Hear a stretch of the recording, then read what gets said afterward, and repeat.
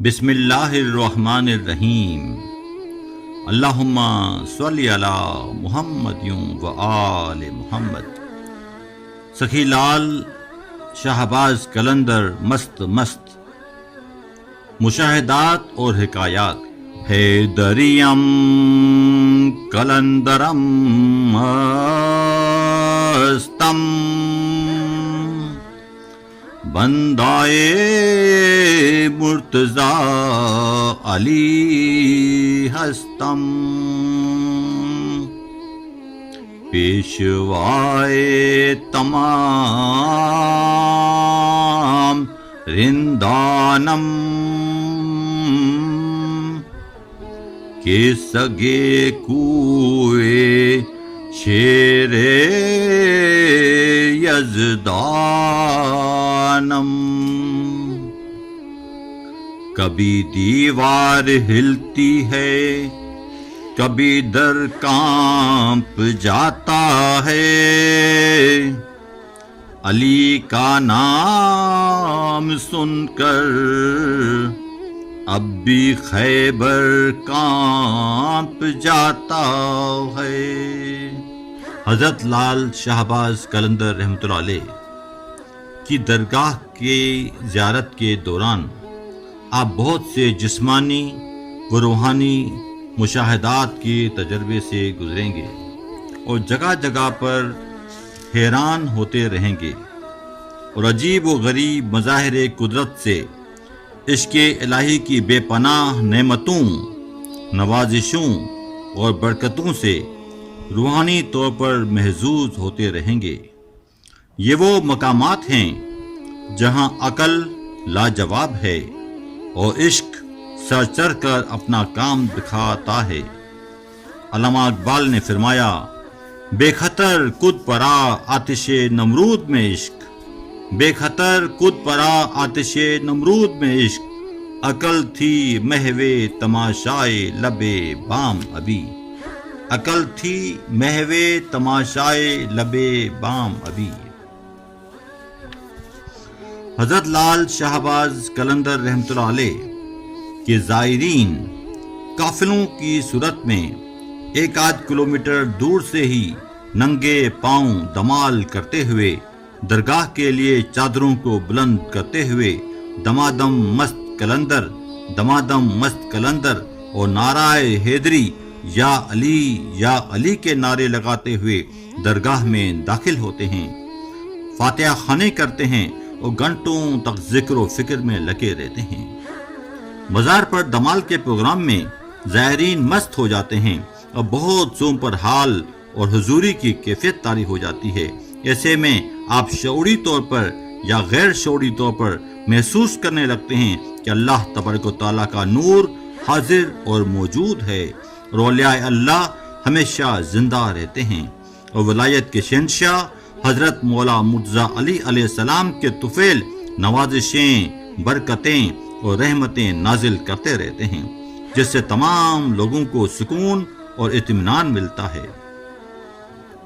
درگاہ کا دروازہ رات کو تقریباً 12 بجے بند ہو جاتا ہے، اور علل صبح تقریباً 3:45 بجے دربار کے متولی اور منتظمین بند دروازے کے سامنے فاتحہ خوانی کرتے ہیں اور خصوصی دعا گزاری کرتے ہیں، جس میں زائرین اور فقراء اور درویش بھی شامل ہوتے ہیں، اور اس کے بعد نعرہ حیدری یا علی کے نعرے لگاتے ہوئے دربار کے دروازوں کو کھولا جاتا ہے اور مزار پر چادر چڑھائی جاتی ہے، پھولوں کی چادریں اور پتیاں نشاور کرتے ہیں، عطریات کا چھڑکاؤ ہوتا ہے اور فاتحہ خوانی ہوتی ہے، اور پورا دربار روحانی روشنی اور روحانی خوشی کا ایک عجیب منظر پیش کر رہا ہوتا ہے۔ مزار کی اندرونی دیواروں پر جگہ جگہ قرآن شریف کی آیات اور پنجتن پاک کے نام کندہ ہیں، نیز آپ کے کلام حیدریم قلندرم مستم بندائے مرتضی علی ہستم بھی جگہ جگہ کندہ ہے۔ بزرگوں کا کہنا ہے کہ آپ کی زیارت اس وقت تک مکمل نہیں ہوتی جب تک آپ قلندر بابا کے فقیر سرکار بودلے بابا رحمۃ اللہ علیہ کے مزار پر فاتحہ خوانی نہیں کرتے اور ان کی زیارت نہیں کرتے۔ درگاہ شریف سے تھوڑی دور ایک پہاڑی ہے جہاں پر گھوڑے کے پاؤں کے نشانات ہیں۔ روایت ہے کہ 40 سال کی مسلسل عبادت کے بعد جب آپ کو کامیابی نصیب ہوئی تو مشکل کشا حضرت مولا مرتضیٰ علی علیہ السلام دلدل پر سوار ہو کر تشریف لائے ہیں اور آپ کو مبارکباد دی ہے۔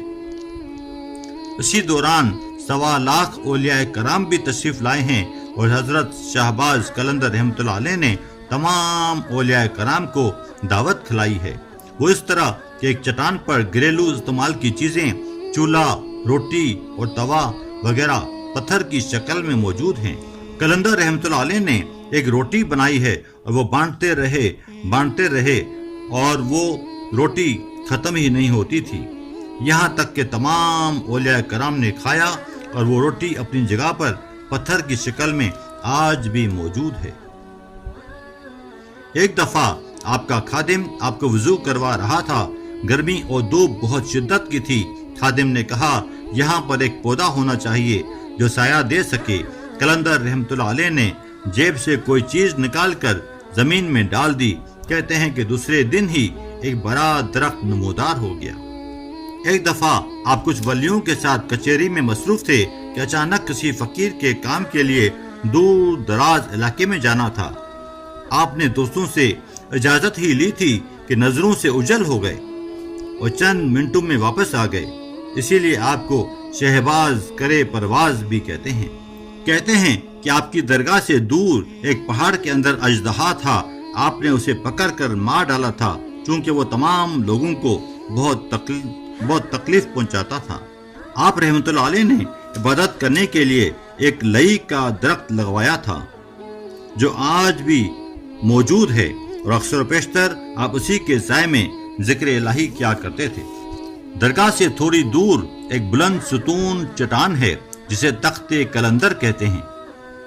یہاں پر 4 ولی اللہ ذکر، فکر اور عبادت میں مشغول رہتے تھے، جن کے نام یہ ہیں: حضرت شیر شاہ جلال رحمۃ اللہ علیہ، حضرت بابا فرید الدین گنج شکر رحمۃ اللہ علیہ، حضرت بہاؤالدین ذکریہ ملتانی رحمۃ اللہ علیہ اور حضرت لال شہباز قلندر رحمۃ اللہ علیہ۔ اس علاقے میں پانی نہیں ہوتا تھا اور یہ ریگستانی و پہاڑی علاقہ تھا۔ آپ نے کرامات سے کنواں جاری کیا اور ایک چشمہ بھی جاری کیا، جس کے سبب آپ نے لال باغ بھی بنایا، جہاں بہت بڑی تعداد میں درخت اور پودے حسین نظارہ پیش کرتے ہیں۔ نیز کنویں اور چشمے کا پانی بھی مختلف بیماریوں کے لیے شفا یابی کا باعث ہے۔ آج کے دور میں بھی فقراء اور درویش چھوٹے چھوٹے قافلوں کی صورت میں کبھی کبھار ننگے پاؤں حضرت شہباز قلندر کے مزار سے پیدل چلتے ہیں اور حضرت شاہ نورانی رحمۃ اللہ علیہ، حضرت شاہ لاہوت رحمۃ اللہ علیہ تک مسلسل 16 سے 18 دن تک کا سفر چلتے چلتے پہنچ کر اپنے اولیاء کرام سے عقیدت و محبت کا اظہار کرتے ہیں۔ ہمیں چاہیے کہ ہم ان مشاہدات اور حقائق کو اپنے لیے مشعل راہ بنائیں۔ اللہ ہم سب کا حامی اور ناصر ہو۔